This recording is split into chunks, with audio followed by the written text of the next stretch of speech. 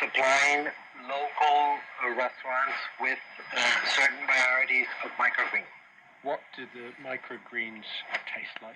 Well, really, I wish you could taste them because when you're talking about like carrots, and you have microgreens of carrots, it actually tastes completely like carrots.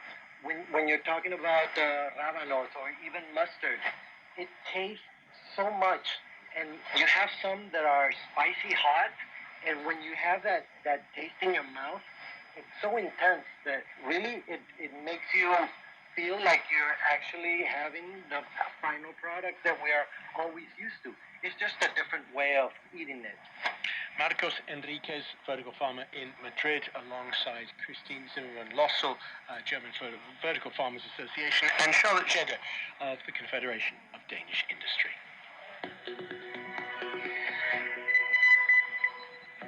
This is OS on the BBC World Service with me, James Reynolds, live from the heart of the BBC's newsroom in central London. Time to take a look at a few other stories from our BBC colleagues. A court in Egypt has jailed a rights activist for 3 years for spreading false news. According to his colleagues, Patrick Zaki was convicted over an article he wrote about his life as a Coptic Christian. The judgment cannot be appealed. The filming of the major Hollywood film How to Train Your Dragon in Northern Ireland is being delayed due to the Hollywood actors' strike. It's not yet clear for how long filming will be postponed, but it's likely to depend on a resolution to the industrial action, which was sparked by concerns about income from streaming platforms and the threat posed by artificial intelligence to real actors.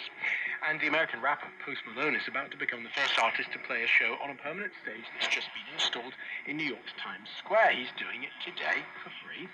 Malone has been posting about the concert on social media with a plug of his forthcoming album, Lost. Time for some sports headlines now. Mike Williams from Sport Today here on the BBC World Service joins us. And as we've been reporting all day, the future of the Commonwealth Games, the event held every 4 years, is in some serious doubt, Mike. Yes, this because, James, of that shock announcement made earlier on Tuesday from the Australian state of Victoria that they have essentially cancelled their plans to host the next edition of the Commonwealth Games in 2026 due to what they call budget blowouts.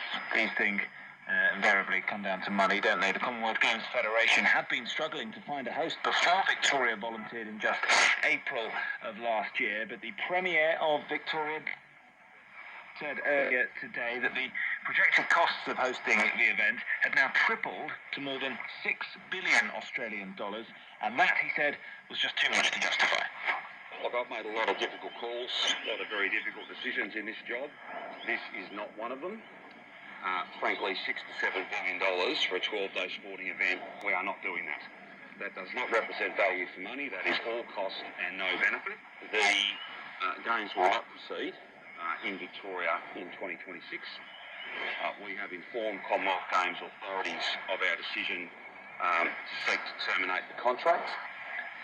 Well, as you can imagine, there's been plenty of reaction from across the Commonwealth sporting world to this shock news. Here's the reaction from the 2022 gold medalist boxer Delicious Ore from Great Britain.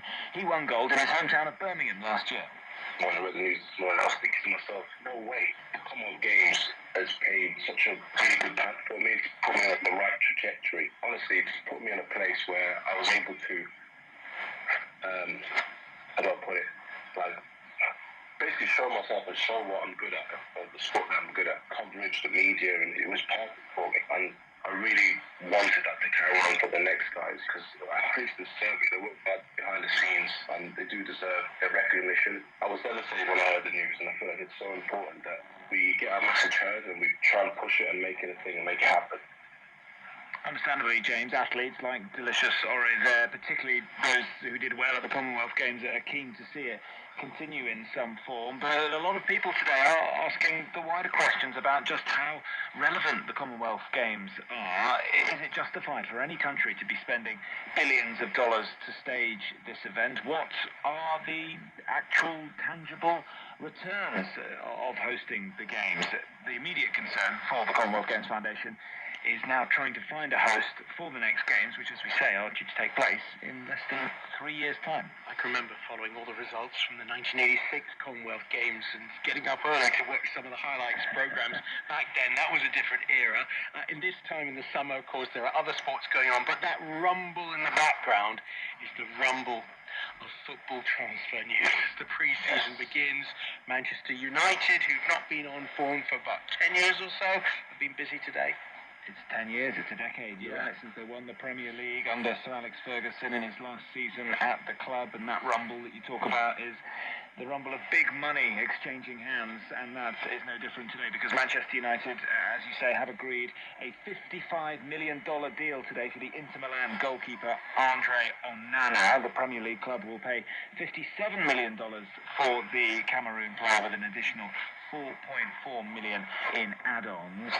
The current number one at Old Trafford, of course, David De Gea, announcing recently that he will be leaving the club. So Onana, presumably the new Manchester United number one. Other big news out of United today: Marcus Rashford has signed a new deal to stay at the club. His new contract, which has been signed today and announced within the last hour, keeps him in Manchester until 2028 and is understood, get this, to be worth an eye-watering $450,000 a week.